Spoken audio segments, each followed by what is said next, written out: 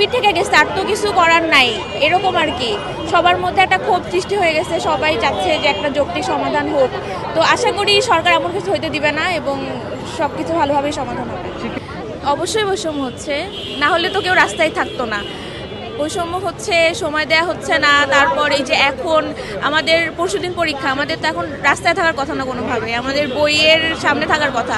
আর শখ করে কেই বা জনদুর্ভোগ ঘটাইতে চাই বা কেই বা রাস্তায় থাকতে চাই এই গরমে। তো অবশ্যই অন্যায় হচ্ছে, বৈষম্য হচ্ছে এবং আমরা আশা করি সরকার এগুলো আমলে নিবে।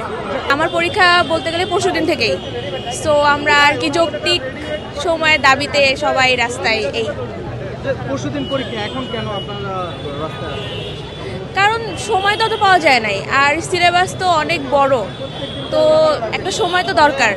এখন পরীক্ষা দেয়া আসছে পরশুদিন, এখন ঘরে বসে থাকলে তো আর বিসিএসটা এমন না যে এটা হাতে আসছে সামনেরটাও হবে, এটা তো এমন কোনো কথা নাই।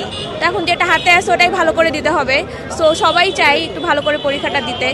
তো এটা বসুন্ধরা ডায়াপেন্ট এখন আরো উন্নত। এই hot air through top sheet দ্রুত শোষণ করে সোনামণিকে দেয় কোমল অনুভূতি আর কি। সবাই, আমি ইভেন আমি নতুনও না, আমার মনে হয় যে নতুনদের সাথে অন্যায় হচ্ছে এবং তারা সময় ডিজার্ভ করে। অবশ্যই যৌক্তিক, কারণ এর আগের বিসিএসগুলোর যে হিস্ট্রি, সেখানে অন্তত 4 মাস তো সর্বনিম্ন থাকেই, আর এখানে মাত্র 2 মাস। তার মধ্যে আবার 49 বিসিএস ছিল, আবার ডাক্তারদের 48 বিসিএস ছিল। তো তারা তো অর্থ পড়তে পারে নাই।